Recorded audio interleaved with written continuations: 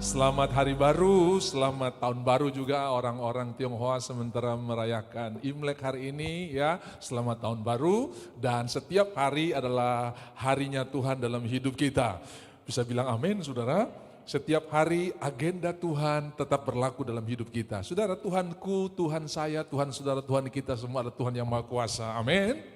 Tetapi ada hal-hal yang tidak bisa dia lakukan, saudara ya. Saya mau kasih tahu ada hal yang Tuhan tidak bisa lakukan walaupun dia Maha Kuasa. Yaitu dia menjalankan rencana dalam hidup kita di luar kasih-Nya. Selalu dia akan menjalankan agendanya dalam hidup kita, dalam kasih-Nya, dalam anugerah-Nya yang luar biasa. Tuhan tidak bisa berhenti mengasihi kita. Saudara bisa berhenti mengasihi Tuhan, tapi Tuhan tidak bisa berhenti mengasihi saudara. Dia Maha Kuasa, tapi dia tidak bisa bertindak di luar firman-Nya. Saudara, saya sudah berkhotbah berulang-ulang tentang buku agenda dan hari ini semua buku agenda yang namanya buku kehidupan sudah menjadi bagian kita. Nama kita ada di dalam buku kehidupan, bisa bilang amin? Nanti saya sudah kasih tahu minggu lalu ada sedikit cuplikan tentang eskatologi.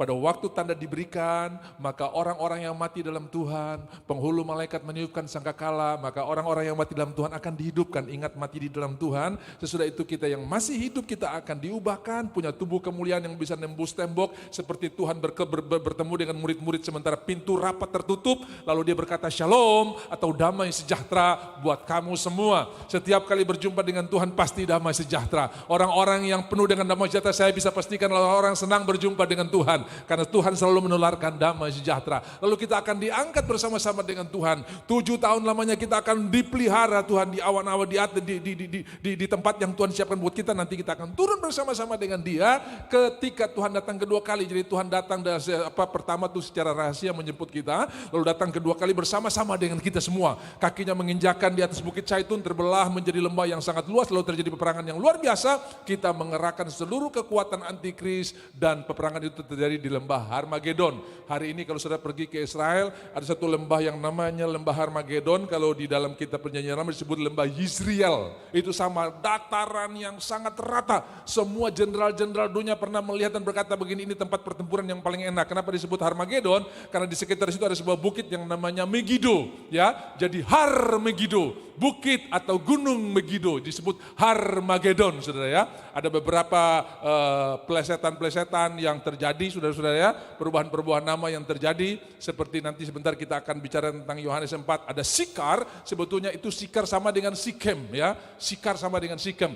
Kalau saudara pergi ke Israel, saudara akan tahu bahwa ibu kota Yordania itu Aman, ya. Sebetulnya itu juga Amon sama, ya. Amon dan Aman sama. Kalau saudara pergi ke sebuah gereja di Mesir, namanya gereja mujizat, itu Saint Saman, ya, Simon sebetulnya. Simon yang dipanggil Saman, sama, itu sama. Jadi ada beberapa perubahan-perubahan nama yang artinya sama. Jadi kita akan turun bersama-sama dengan Tuhan, merintah bersama-sama dengan Tuhan. Lalu orang-orang yang mati akan dibangkitkan sesudah 1000 tahun untuk dihakimi menurut perbuatan mereka. Itu yang Wahyu 20 tulis. Lalu dibuka semua kitab, termasuk kitab kehidupan. Itu kita sudah tidak ada, kita sudah memerintah bersama-sama dengan Tuhan, ya. Lalu dibuka semua kitab. Nah, saudara-saudara, berarti ada begitu banyak kitab di sorga, dan salah satu kitab yang paling sering saya singgung adalah Mazmur 139 ayat 16, ya. Hari-hari yang kau bentuk telah ada, engkau melihat selagi aku bakal anak, dan dalam kitabmu agenda Tuhan. Ini saya bisa bilang kitab agenda Tuhan. Dan saudara tahu agenda Tuhan itu isinya damai sejahtera.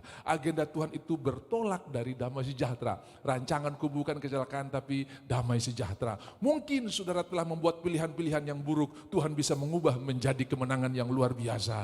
Mungkin saudara sudah mengambil langkah-langkah yang keliru, tetapi Tuhan mendekati saudara untuk membawa saudara kepada jalan kemenangan. Saudara sudah dengar khotbah tentang Lukas 24, bagaimana orang yang kecewa itu turun ke Emmaus. Emmaus artinya suam-suam. Tuhan mendekati mereka dan membawa mereka ke dalam kemenangan, menceritakan tentang firman-Nya, dan hari itu hati mereka berkobar-kobar. Mereka kembali lagi pergi ke Yerusalem dan bersaksi, kami telah berjumpa dengan Tuhan. Mazmur pasalnya yang ke-23, Mazmur yang paling sering kita dengar, dan itu Mazmur yang sementara kita hadapi hari ini, karena Mazmur 22 itu Eli Eli lama Allahku Allahku mengapa engkau meninggalkan aku, sudah terjadi. Lalu Mazmur 24, kedatangan Raja Kemuliaan akan terjadi. Kita hidup di Mazmur 23, saudara ya, di mana Tuhan adalah gembalaku yang baik. Dan saudara-saudara, kadang-kadang dalam pengiringan kita membuat langkah-langkah, kita mengambil keputusan-keputusan yang mungkin keluar dari rencana Tuhan. Tetapi Tuhan mengejar kita dengan kasih-Nya. Sekalipun aku, sudah bisa baca dari ayat 1, Tuhan gembala,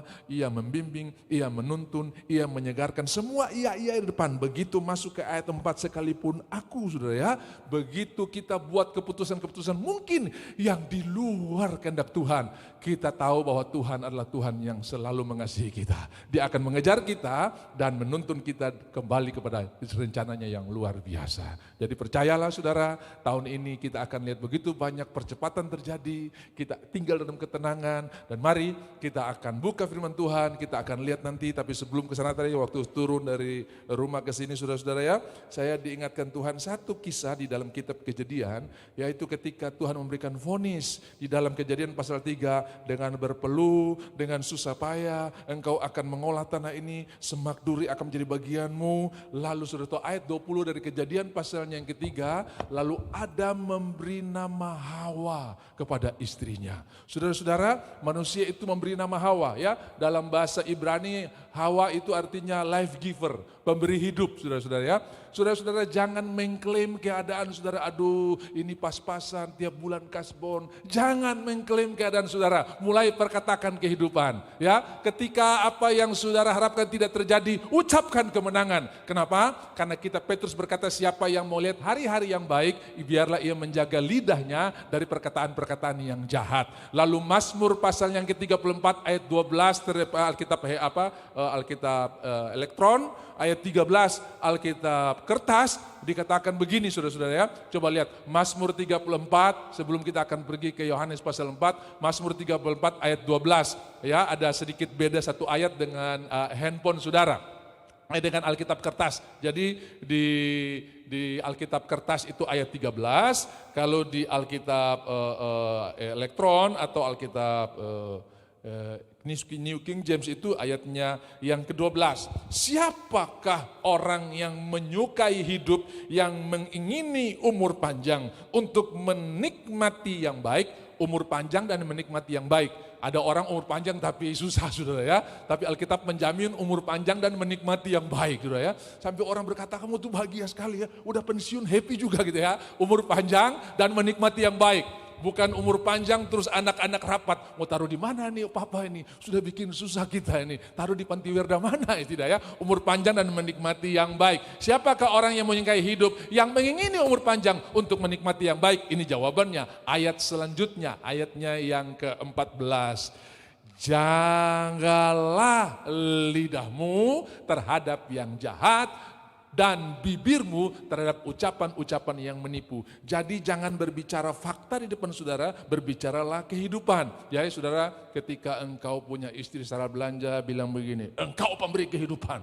Jangan bilang, kok ini dari dulu tidak berubah-berubah saudara ya. Nah itu kita mengklaim fakta, tapi kita mengucapkan berkat. Setuju katakan amin.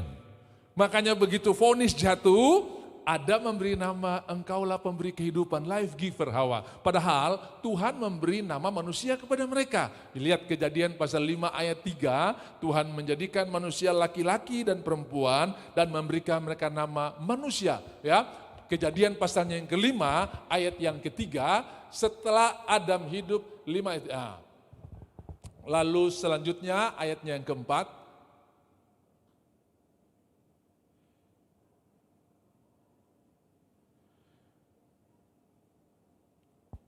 Masih ayat yang ketiga, setelah Adam hidup 130 tahun, ia memperanakan seorang laki-laki menurut rupa dan gambarnya, lalu memberi nama Set kepadanya. Naik ke ayatnya yang kedua, ayat yang kedua ya.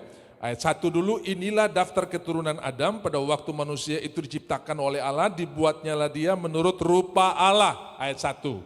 Ya, semua kita dijadikan menurut gambar Tuhan. Ada DNA Tuhan di dalam saudara, ya. Ada DNA Kristus di dalam kita. Laki-laki dan perempuan. Semua bilang laki-laki dan perempuan. Jadi Tuhan yang menjadikan laki-laki dan perempuan.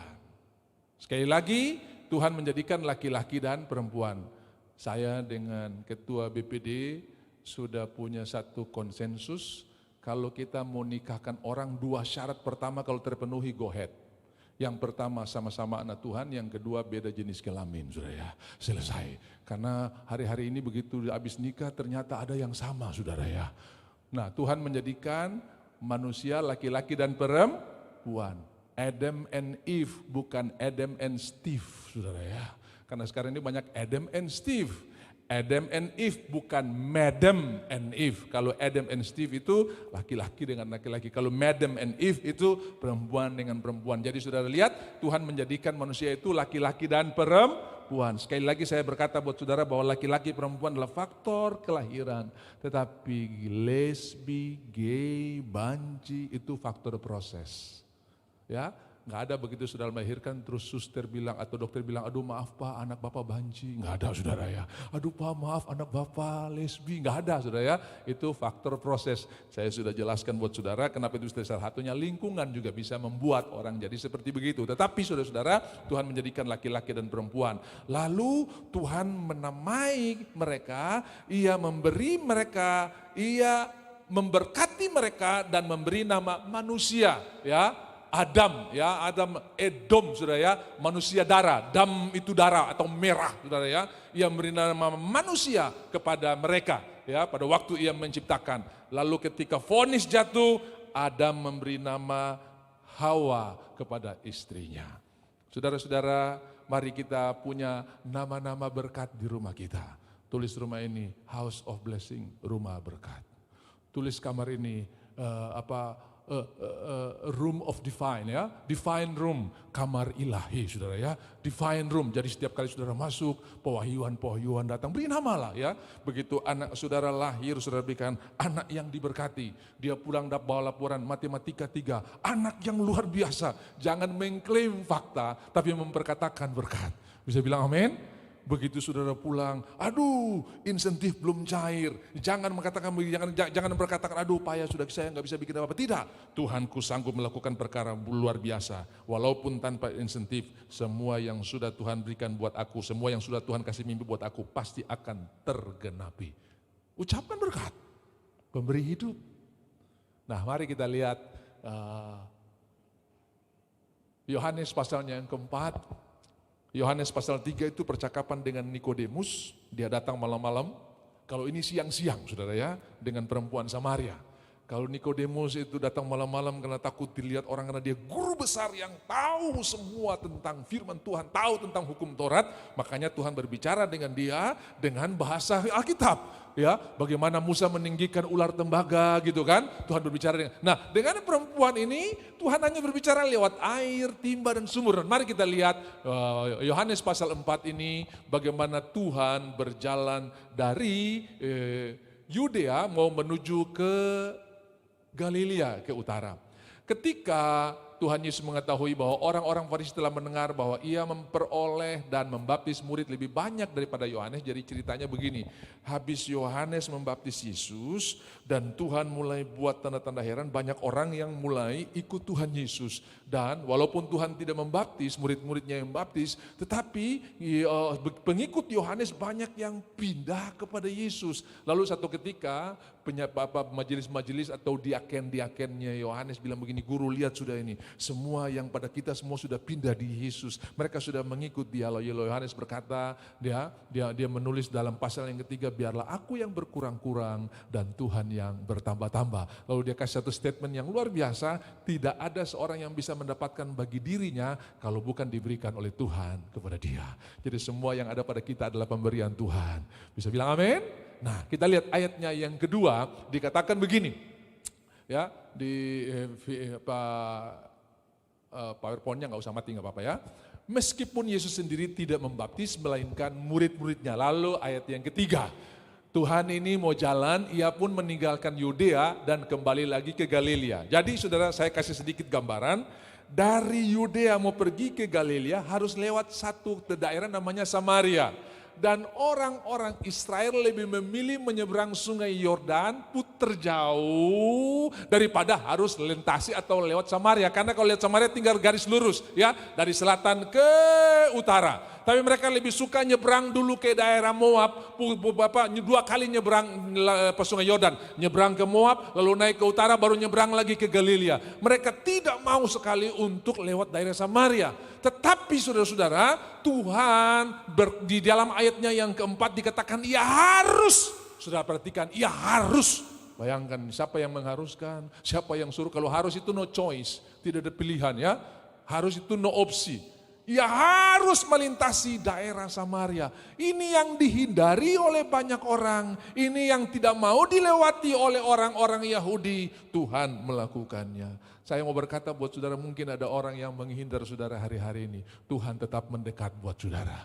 Mungkin ada orang yang memandang saudara dengan mata sebelah. Tuhan tetap melihat saudara sebagai ciptaannya yang luar biasa. Dia tidak pernah menolak saudara. Dia sangat mengasihi saudara. Nah, ceritanya begini, di tahun 722 sebelum Masehi, tentara-tentara Asyur datang menyerang Samaria, lalu mereka membawa sebagai tertawan dan orang-orang Asyur duduk di situ dengan penduduk yang masih tertinggal, yang masih pure orang Yahudi ini, akhirnya terjadi kawin campur dan saudara-saudara adat mereka berubah, gaya hidup mereka berubah, itu yang membuat orang-orang Yahudi tidak senang sekali dengan orang Samaria dan akhirnya mereka jadi orang Samaria. Bahkan gelas-gelas yang bekas dipakai oleh orang Samaria akan dipecahkan, dihancurkan semua. Saya ingat saudara beberapa waktu yang lalu ketika membawa rombongan pergi ke Israel, saudara. Kami awal-awal pergi ke Israel itu suka tinggal di Yerusalem. Dan kalau pas kena hari Sabtu atau hari Sabat, itu semua tidak boleh, lampu mati, lift juga ada lift Sabat.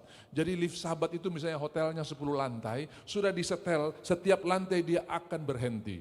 Jadi dia naik lantai 1 stop, buka, ada orang tidak ada orang tutup, naik lantai 2 stop. Saya pernah salah naik lift saudara ya, yang lain masuk kamar saya masih di lift. Kenapa? Setiap lantai dia stop, saya di lantai 10 saudara. Sudah bisa bayangkan, ada 3 lift, 2 itu untuk lift biasa, 1 disiapkan untuk lift Sabat. Itu sudah jadi peraturan di sana saudara ya.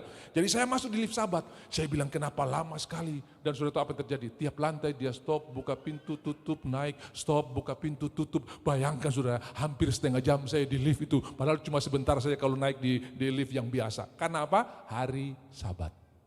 Lalu saya kaget, orang Indonesia itu kan paling senang bawa sambal saudara ya. Kita tidak bisa hidup tanpa sambal. Nomor 1 tanpa Tuhan, nomor 2 tanpa sambal saudara ya. Jadi itu di pemeriksaan X-ray itu kadang-kadang sambal roa, sambal terasi. Itu tanya ini apa ini? Dan orang Yahudi tidak makan udang. Karena udang termasuk tidak halal ya, kosher saudara ya. Nah, jadi habis makan piring-piring kita kadang-kadang dibuang saudara ya. Makanya sejak saat itu kita udah tidak pernah bawa lagi ke kota Yerusalem, kita pasti tinggal di Bethlehem ya. Karena di Bethlehem itu daerah orang Palestina dan itu tidak terlalu masalah saudara ya. Mau ajar sambal roa, sambal terasi tiap pagi karena kadang-kadang selera atau rasa di sana itu agak sedikit beda dengan kita. Nah, saya pergi ke Mesir makan capcaynya saudara. Capcay di sana kayak kuah bening saudara. Dia pun kuah banyak sekali. Baru rasanya itu padahal dia pun sayur segar-segar, timunnya fresh banget, tomatnya gede-gede besar-besar saudara ya. Cuman mungkin bumbunya agak sedikit beda. Makanya kalau saya bawa orang-orang Indonesia agak sedikit rewel. Mereka cuma bilang, Pak Pendeta, telur dadar saja selesai. Jadi kita minta telur dadar saudara. Dan itu sambal-sambal terasi dikeluarkan semuanya. Nah seperti itulah orang-orang Yahudi memperlakukan orang Samaria. Mereka tidak berdamai atau tidak akrab dengan orang Samaria. Tetapi saudara lihat, Tuhan harus, semua bilang harus. Hari ini saya mau bernubuat saudara, Tuhan harus. Dia sudah siapkan berkat yang dia harus memberkati saudara. Dia harus menolong saudara, bukan pilihan, tetapi dia harus datang. Ada seorang yang ingin Tuhan ketemu di Samaria dan itu perjalanan lewat dua gunung-gunung Gerisim dan Gunung Ebal. Gunung Gerisim ini tempat mengucapkan berkat, Gunung Ebal itu tempat mengucapkan kutuk dan semua orang Israel harus berkata amin. Itu kisah di dalam kitab Perjanjian Lama saudara ya. Lalu Tuhan berjalan melewati Samaria. Ia harus melintasi daerah Samaria. Mari kita lihat ayat yang kelima.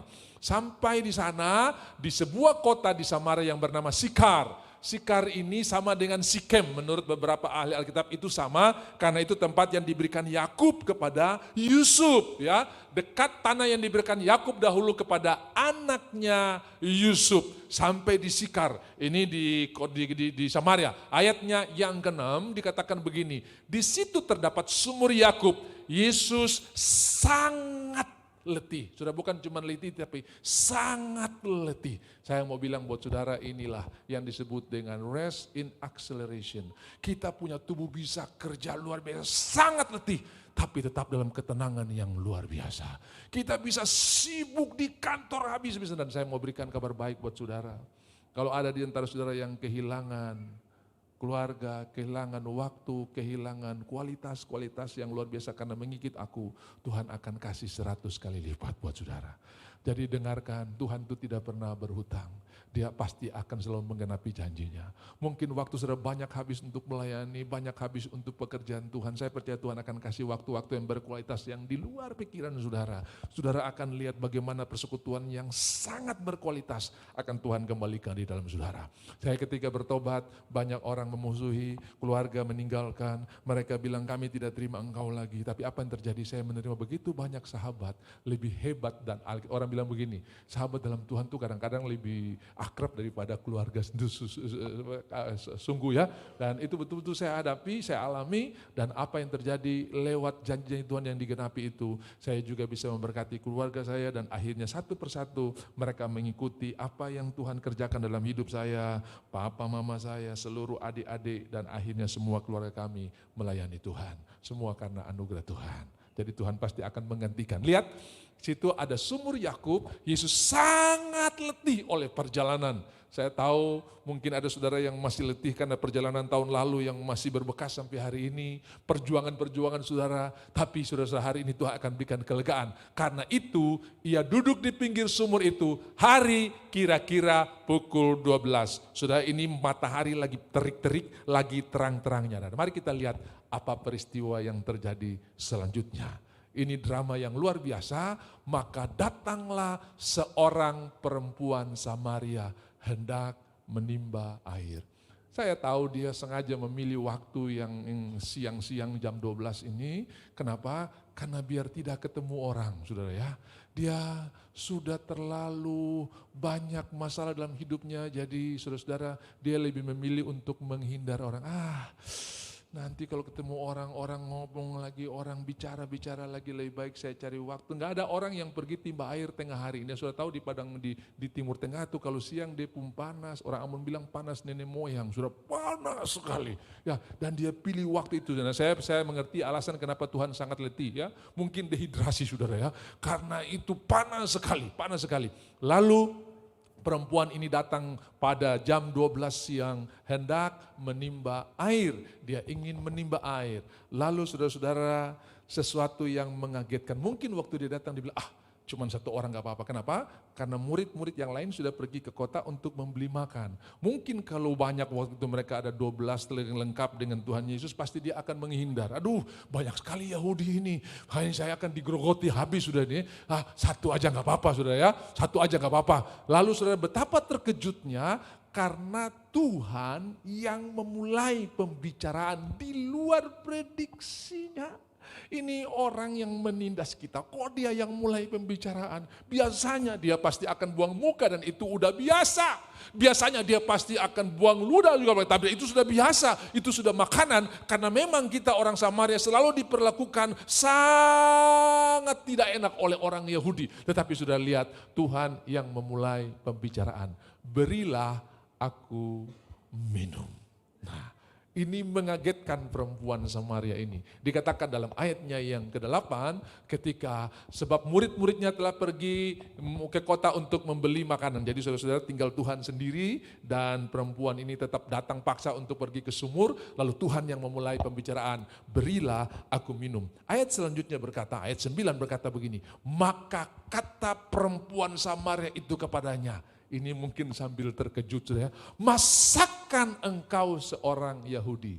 Saudara, berarti Tuhan Yesus itu ada tanda-tanda keyahudiannya ya saudara ya. Kan Tidak ada pertukaran kartu nama di situ, tidak ada saling memperkenalkan. Kenalan dulu, kamu siapa? Enggak ada, sudah ya. Tapi dia bisa tahu, masakan engkau ini orang Yahudi. Saya ingin bertanya dan saudara menjawab dalam hidup saudara, dalam hati saudara. Apakah dengan tanpa memberikan identitas atau KTP atau kartu nama, orang bisa tahu saudara anak Tuhan? Saya tahu kok orang percaya, kenapa? Tadi itu antri begitu lama kau tetap sukacita, mukamu tetap berseri-seri, yang lain ngamuk-ngamuk, kau tetap, saya tahu ada tanda-tanda kehidupan Kristus muncul di dalam kita. Dan saya tahu itu sementara muncul di saudara, sementara saudara menjalani hidup ini. Ada DNA, saya sudah cerita buat saudara berulang-ulang kan, kalau bayi baru lahir mukanya sama, Musa, betul tidak ya? Makanya di rumah sakit perlu dikasih nomor, sapu anak di nomor 5. Jadi orang-orang yang besuk pergi ke ruang bayi, oh ini anak dia ya. Gak tahu nih mukanya. Karena kalau saudara gak pasang nomor, akan bingung cari sebab semua bayi di ruang penampungan bayi itu mukanya sama, saudara ya. Sudah disuruh cari bingung. Nah, biasanya kalau dia mulai bertumbuh dewasa, dia mulai besar, orang mulai, mirip mama, mirip papa. Tapi tidak mirip tetangga, saudara ya. Pasti antara dua saja mirip papa, mirip mama, saudara ya. Begitu besar, tidak usah pasang nomor, lihat dia punya sifat, lihat dia punya karakter, bisa tahu itu anak siapa. Kau lihat dia punya lenggang, persis mamanya. Kau lihat dia pegang sendok, persis papanya. Kau lihat lesung pipitnya, persis orang tuanya. Jadi ada sifat-sifat orang tua yang muncul kepada anak itu ketika dia bertumbuh dewasa. Saya tahu ketika sudah bertumbuh dewasa ada sifat-sifat Bapa kita di sorga yang muncul di dalam kita. Sampai orang bisa bilang begini, kau orang percaya ya, kau anak Tuhan ya. Karena ada DNA, ada sifat-sifat ilahi yang muncul di dalam kita. Bisa bilang amin? Kasih tahu di sebelahnya, kau duduk di sebelah orang yang ada DNA ilahi. Loh, gak ada yang ngomong. Mau DNA yang lama terus, saudara. Amin? Ada DNA ilahi, ada sifat ilahi. Ya. Ada orang bilang begini, kamu ini anak tersama di orang tua. Papa penginjil, opa guru jemaatku, anak kurang ajar, saudara-saudara ya. Kita harus berkata tadi di awal ibadah tadi saya berkata, kita mesti berkata, kau anak pemberi hidup, kau anak yang dipakai Tuhan luar biasa, kau anak yang diberkati Tuhan luar biasa. Ucapkan berkat, karena apa yang kita ucapkan tidak akan kembali dengan sia-sia. Yesaya pasalnya yang ke-55, seperti hujan dan salju yang turun ke bumi dan tidak pernah kembali, demikianlah perkataanku. Bagaimana Tuhan punya perkataan sampai kepada anak-anak kita? Lewat papa dan mama. Bagaimana perkataan Tuhan bisa sampai di keluarga kita? Lewat orang tua. Amin? Lewat orang tua. Perkatakan berkat. Nah, maka kata perempuan itu kepadanya, masakan engkau seorang Yahudi, minta minum kepadaku, apakah tidak terlalu najis? Ya, apakah tidak terlalu hina? Kau minta minum kepadaku seorang Samaria? Sebab orang Yahudi tidak bergaul dengan orang Samaria. Saya sudah cerita sedikit flashback latar belakang kenapa hal itu terjadi. Jadi Tuhan yang memulai pembicaraan. Ini perempuan yang sudah kaya dengan penolakan, sudah kaya dengan cibiran orang. Kaget ada orang Yahudi yang memulai pembicaraan ini. Ini perempuan yang merasa dia udah tidak punya teman di muka bumi, semua orang sudah menghindar. Dia kaget ada orang yang menyapa dia lebih dulu, saudara-saudara. Saya mau berkata buat saudara hari ini, di awal khotbah tadi saya katakan ada hal yang Tuhan tidak bisa lakukan, yaitu berhenti mengasihi saudara. Dia tetap mengasihi saudara. Amin. Tidak ada perbuatan baik saudara yang saudara lakukan yang bisa menambah sayang Tuhan kepada saudara. Dia tetap sayang saudara. Tidak ada perbuatan buruk yang saudara lakukan yang membuat Tuhan kurang sayang buat saudara. Dia tetap mengasihi saudara. Cuman saudara yang kurang sayang Tuhan dan saudara yang tambah sayang Tuhan, saudara ya. Tuhan tetap sayang saudara, tidak berubah. Amin. Dia tidak berubah mengasihi kita. Lalu saudara kita lihat selanjutnya. Ayatnya yang ke-10. Jawab Yesus kepadanya. Jikalau engkau tahu tentang karunia Allah dan siapakah dia yang berkata kepadamu, berilah aku minum. Niscaya engkau telah meminta kepadanya dan ia telah memberikan kepadamu air hidup. Lalu kata perempuan ini ayat selanjutnya. Ada dialog yang luar biasa. Kata perempuan itu kepadanya, Tuhan, engkau tidak punya timba dan sumur ini amat dalam. dari manakah engkau memperoleh air hidup itu? Kita baca terus dulu ayatnya yang ke-12.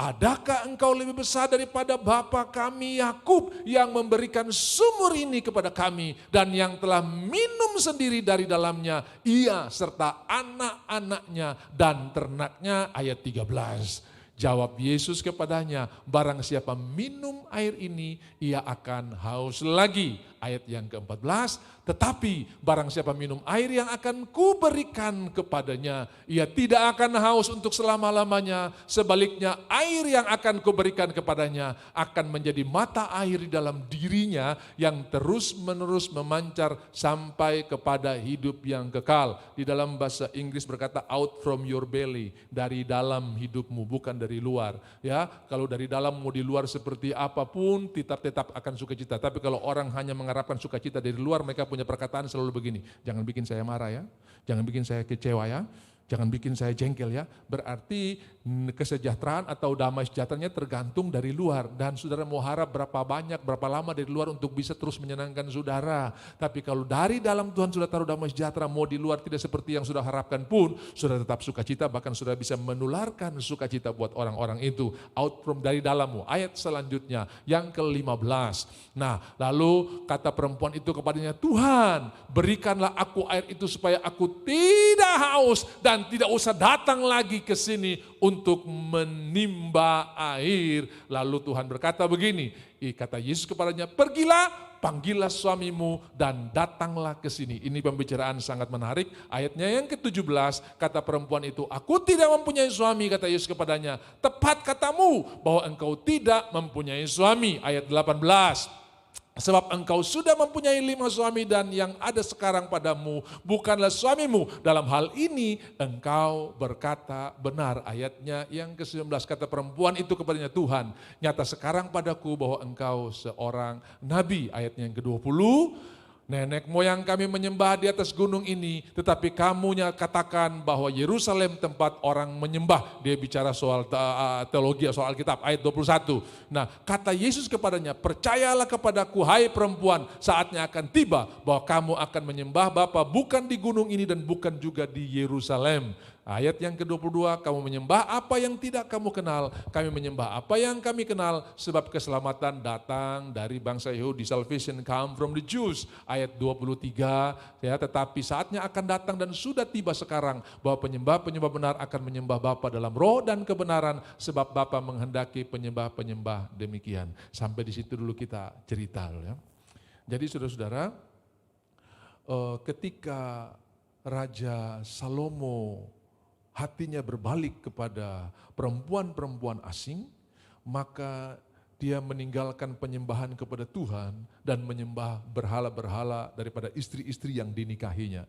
Dia punya 700 istri dan 300 gundik, sudah semuanya ada 1000, dan Alkitab tulis dia mulai berbalik kepada Tuhan. Ketika hatinya mulai berbalik kepada Tuhan, maka kitab pengkhotbah itu adalah tulisannya ketika dia mulai berbalik kepada Tuhan. Semua yang dibicarakan di bawah matahari, di bawah langit, di bawah matahari, di bawah langit, di bawah matahari, di bawah langit. Padahal kita punya pengharapan, kita akan hidup di atas matahari. Setiap ada kehidupan di atas matahari, bukan cuma di bawah matahari. Aku melihat di bawah matahari, aku melihat di bawah langit, aku melihat di bawah matahari, aku melihat. Matanya terfokus hanya di bawah matahari. Tapi hari ini saya mau berkata buat saudara, kita telah tebus dari kesia-siaan. Mari mata kita tertuju kepada Tuhan. Ada kehidupan di atas matahari, ya, bukan cuma di bawah matahari. Jadi di bawah matahari, maka dia tulis pengkhotbah 3, untuk segala satu ada masanya. Di bawah langit segala satu ada masanya. Di atas nggak ada masa, nggak ada waktu ya. Di bawah ini kronos, di atas kairos, nggak ada waktu. Di atas tidak ada jam 12, tidak ada jam 1, tidak ada, semua kekal selama. Di bawah masih ada jam, masih ada waktunya ya. He made everything beautiful in his time. Itu di bawah matahari, saudara-saudara ya. Di bawah ada. Di atas tidak ada waktu, di bawah masih ada waktu. Tuhan membuat segala satu indah pada waktunya. Untuk segala satu di bawah matahari ada masanya, ya. Dia banyak soroti yang di bawah matahari. Tapi mari kita lihat, begitu Salomo berbalik, Tuhan berkata begini, aku akan buang, aku akan serahkan mereka ini. Tapi karena ingat Daud, Tuhan tidak melakukan di zaman Salomo. Sesudah Salomo meninggal, anaknya Rehabeam menjadi raja. Lalu Rehabeam ini didatangi sama rakyat, bilang begini, tolong jangan beratkan kami, jangan kasih pajak yang tinggi-tinggi. Lalu dia bilang begini, Datang 3 hari saya kasih jawaban. Mereka pulang, kemudian dia konsultasi dengan orang-orang tua yang masih hidup dengan Salomo, yang masih lihat bagaimana hikmat Salomo yang luar biasa. Lalu dia bertanya kepada mereka, bagaimana ini? Pertanyaan rakyat, lalu dia berkata begini. Orang-orang tua itu berkata begini, kalau kamu jadi raja jangan memerintah dengan tangan besi. Dengar aja, mungkin kamu belum setuju, mungkin kamu belum mau apa yang mereka minta, tetapi tampung dulu dan jadilah bapa buat orang-orang ini. Jangan dengan tangan besi, kasihilah mereka. Oh ya. Lalu dia panggil teman-teman yang muda yang seusia dengan dia, kaum milenial, bagaimana menurut kamu? Mereka tertawa dan berkata begini, kasih tahu sama rakyat, bapak kami pukul dengan cambuk biasa, saya akan pukul dengan cambuk besi. Nah, nasihat anak muda ini yang dia terima. Lah, apa yang terjadi begitu mereka datang 3 hari, bagaimana jawabanmu hai raja? Lalu dia berkata begini, dengarkan, sapu bapak pukul dengan cambuk buah biasa, Salomo maksudnya, saya akan pukul kamu dengan cambuk besi. Lalu mereka tercerai-berai. Hari itu Yerobeam baru pulang dari pengungsian dan dari pengasingan di Mesir, dan mereka mengangkat dia menjadi raja. Mereka lari ke utara 10 suku dan beribu kota di Samaria. Setiap tahun mereka harus pergi beribadah di Yerusalem, korban Paskah, Pentakosta, 3 perayaan utama dan pondok daun. Lalu lama-lama dia berkata begini, si Yerobeam berpikir, wah ini kalau mereka balik-balik ke sana, hati mereka terpaut, bisa-bisa habis kerajaan saya. Mereka tidak balik lagi dan mereka tetap akan bergabung. Mereka akan bergabung dengan kerajaan selatan yang cuma punya 2 suku, yaitu Yehuda dan Benyamin. Disebut kerajaan Yehuda, di utara disebut kerajaan Israel ya. Jadi ada 2 kerajaan pada waktu itu. Akhirnya dia buat rumah Tuhan di Samaria dan dia berkata begini, tidak usah pergi ke Yerusalem, sama saja di sini saya buat beribadah di sini. Lalu perempuan itu berkata, nenek moyang kami berkata di sini kamu beribadah. Tapi kamu berkata di Yerusalem. Itu kisah atau sejarahnya atau alasan teologisnya kenapa orang Samaria berkata di sini kamu harus menyembah. Bapak Ibu yang dikasihi oleh Tuhan, pengajaran-pengajaran yang kita sampaikan buat anak-anak kita itu bisa membekas. Tetapi bersyukur tidak kabar baiknya, tidak ada yang tidak bisa disembuhkan oleh Tuhan. Seumur hidup dia percaya kalau potong kuku malam-malam itu pasti sial. Tapi hari ini kita datang pada firman Tuhan bahwa Tuhan yang memberikan berkat, bukan kuku yang dipotong di siang hari yang dapatkan berkat. Tuhan yang kasih berkat. Bisa bilang amin? Pengajaran-pengajaran yang sudah sampaikan buat anak-anak mungkin awalnya merupakan larangan supaya dia tidak luka di waktu malam. Tapi lama-lama itu menjadi satu kepercayaan disebut kubu. Lalu Paulus berkata, kami mengeruntuhkan kubu-kubu yang dibangun oleh manusia. Orang tua, nenek moyang, saudara-saudara. Ada orang berkata begini, kalau lagi hamil jangan lingkar handuk di leher, nanti tali pusar anaknya bisa terlingkar di dalam. Apa hubungan antara handuk di dalam, di luar dan di tali pusar di dalam, saudara ya? Itu jadi satu kepercayaan. Ya, ada yang mesti taruh peniti, saudara-saudara ya. Apa hubungan antara peniti, saudara ya? Tapi itu sudah jadi satu kepercayaan. Dan kenapa itu bisa terjadi? Karena iblis akan melakukan apa yang sudah percayai. Sama, Tuhan juga akan mengerjakan apa yang sudah percayai kepada firman-Nya. Jadi hari ini saya mau kasih kabar baik, tidak ada yang tidak bisa disembuhkan oleh Tuhan. Perempuan ini sudah tertanam begitu hebat bahwa penyembahannya benar di Samaria, yang lain bilang di Yerusalem yang benar. Tapi Tuhan berkata, akan tiba waktunya, bukan di sini, bukan di Yerusalem, orang akan menyembah Bapa dalam roh dan kebenaran. Kabar baiknya, Tuhan sanggup menyembuhkan orang-orang yang punya pemahaman yang salah menjadi orang-orang yang memuliakan Tuhan. Saya sudah mendengar ada orang yang takut bikin begini di waktu malam. Sekarang hidupnya bebas.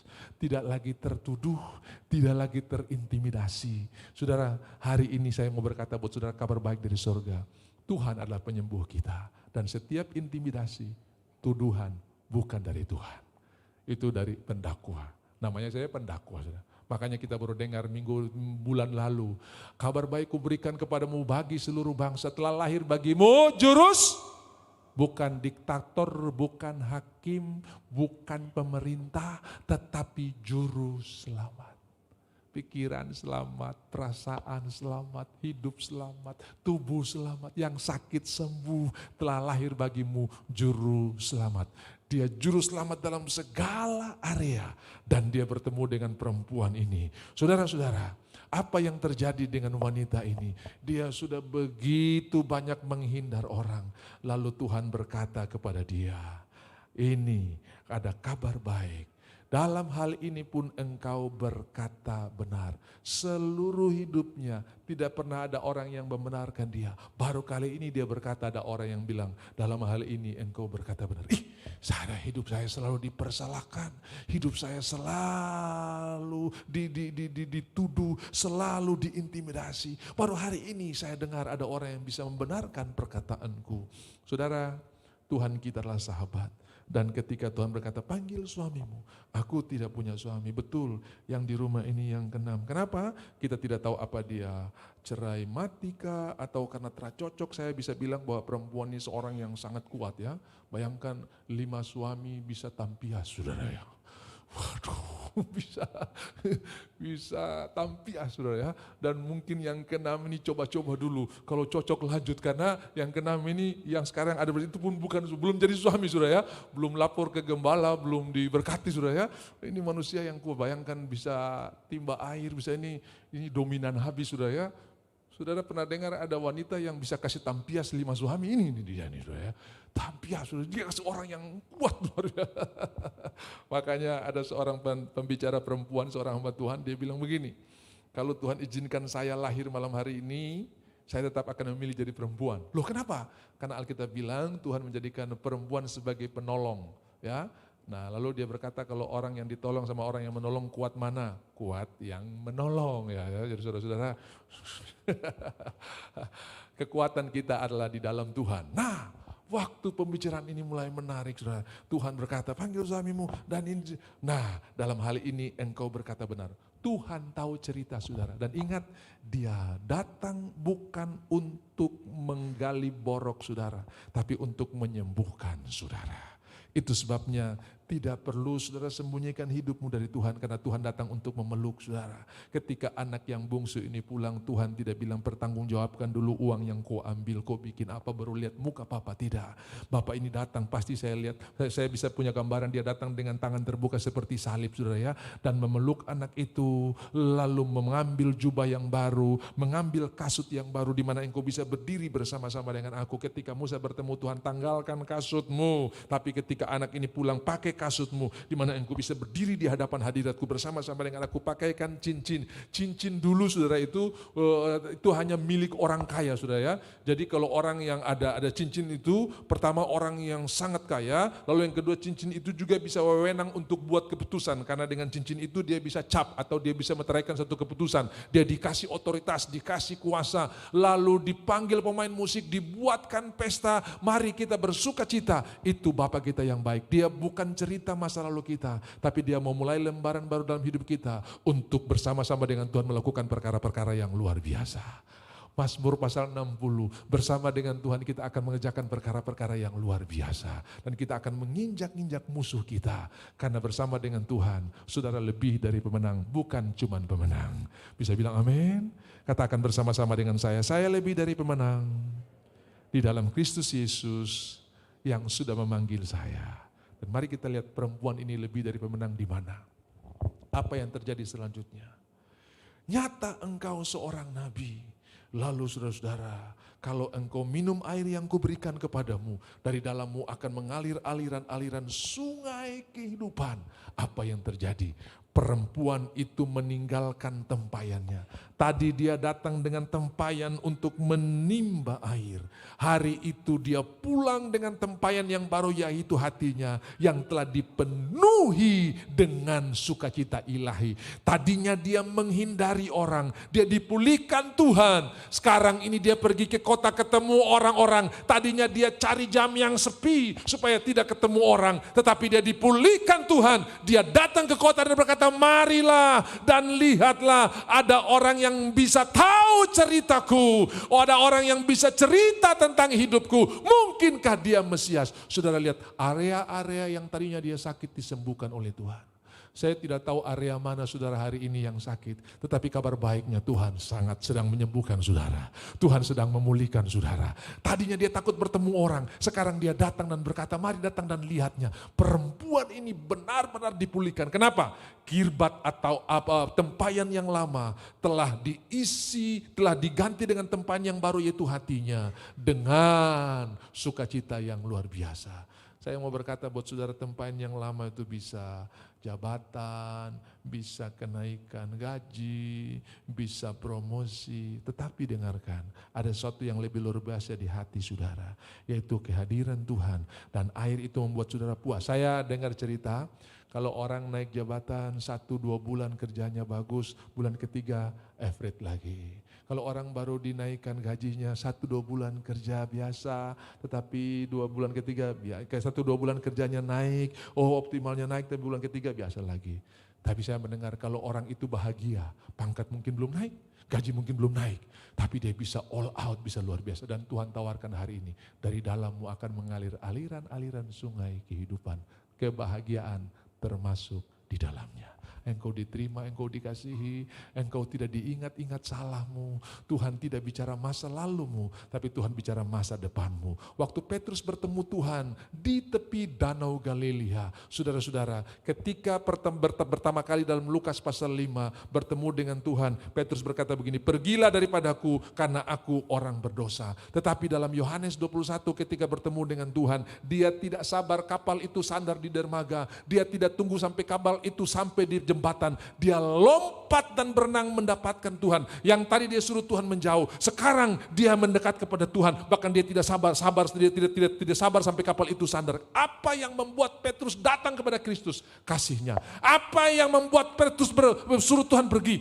Penghukumannya. Kenapa? Karena dia berkata aku orang berdosa. Tapi ketika dia melihat kasih yang luar biasa, dia enggak tahan, saudara ya. Ketika Tuhan mati di kayu salib, Petrus tunggu sampai Tuhan mati, darahnya menyucikan Petrus. Yudas kalau tunggu sedikit, jangan ambil jalannya sendiri, jangan ambil kebenarannya. Dia pun termasuk orang diselamatkan dan bisa dipakai Tuhan luar biasa. Tetapi saudara-saudara, Petrus tunggu sampai Tuhan mencurahkan kasihnya. Darahnya dicurahkan, termasuk semua penipuan, termasuk semua penyangkalan yang Petrus lakukan. Sampai bersumpah, swear, saya tidak kenal dia. Sumpah, saya tidak kenal dia. Tidak dibicarakan lagi, karena Tuhan telah menghapus dosa kita sekali untuk selama-lamanya. Nanti ada waktu kita bicara tentang Ibrani pasalnya yang ke-6.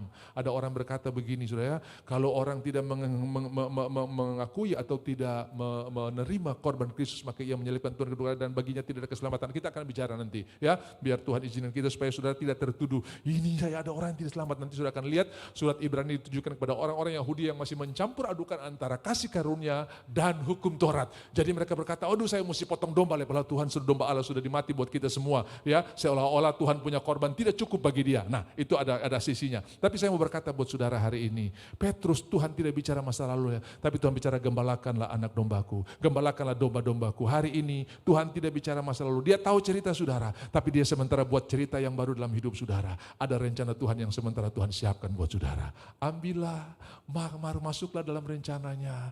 Berhenti melihat kegagalanmu di masa lalu, lalu lihatlah tempayanmu yang lama sudah diberikan tempayan yang baru, di mana dia isi dengan janjinya, mimpi-mimpi yang baru, pengharapan-pengharapan yang baru, dan engkau akan menjalani hidup yang penuh kemenangan yang luar biasa. Bagi Tuhan tidak ada yang mustahil, dan dia sementara lakukan percepatan yang luar biasa. Tidak sulit bagi Tuhan untuk mengubah karyawan menjadi bos, dan bos menjadi karyawan. Tidak ada yang sulit bagi Tuhan. Masih ingat saudara-saudara, tadinya Ruth adalah karyawan atau anak buah daripada pemetik-pemetik jelai. Mereka yang menentukan berapa banyak Ruth bawa pulang dengan sengaja melepaskan. Tapi berapa waktu, tidak terlalu lama, Ruth menjadi nyonyanya Boaz. Sekarang dia yang atur karyawan-karyawan itu. Pada waktu Yusuf dijual ke Mesir, dia menjadi karyawan daripada Potifar. Tapi tidak lama berselang, Potifar menjadi karyawan bagi Yusuf. Tidak ada yang sulit bagi Tuhan untuk mengubah kita. Tapi semua posisi itu dipakai untuk memuliakan Tuhan, bukan balas dendam. Kau tunggu nanti saya diangkat, kau habis nih, kau dulu yang bikin saya susah waktu saya jadi kau anak buah, kau tunggu, tidak. Tidak ada yang salah, mintalah. Saudara silakan minta. Dan pakai itu untuk kemuliaan Tuhan. Karena tidak ada cerita Yusuf membalas kepada Potifar. Karena Yusuf bukan cuma menteri koordinator 3 kementerian atau 4 kementerian, seluruh kementerian. Dia orang kedua sesudah Firaun, dan tidak ada orang yang bisa melakukan kegiatan apapun tanpa izin daripada Yusuf. Bayangkan Yusuf bisa bilang pengadilan atau MK, tolong buka berkas tahun sekian tentang perkaraku. Hari itu Potifar habis. Dan mungkin di rumah terjadi sedikit persoalan masalah. Kenapa? Karena waktu Potifar pulang mengarak. Saya kenapa berani berkata Potifar yang mengarak Yusuf? Karena dia itu pas pampres. Dia kepala pengawal raja. Ayo arak Yusuf. Ini orang kedua sesudah raja. Potifar pasti terlibat di dalamnya. Dan mungkin waktu bawa kereta Yusuf di atasnya dan dia berkata hormat, hormat. Dalam hatinya mungkin bertanya-tanya. Ini kan dulu karyawan saya. Kenapa sekarang saya yang bawa dia? Kenapa sayang saya tunduk sama dia? Dan mungkin pulang dia cerita dengan istrinya. Ma, masih kenal Yusuf? Iya, kenapa? Itu yang mau perkosa mama kan? Layak dia dihukum mati. Bukan, mama, dia bukan dihukum mati. Sekarang dia jadi papa punya bos. Mungkin istrinya histeris. Dan dia berdoa, tolong. Saudara-saudara, tidak ada cerita. Yusuf memakai posisi itu untuk membalas dendam buat Potifar yang telah melakukan fitnahan yang keji. Tapi dia pakai semua untuk memuliakan Tuhan. Aku tahu penebusku hidup dan rencananya luar biasa. Saudara akan mengalami berkat-berkat yang luar biasa.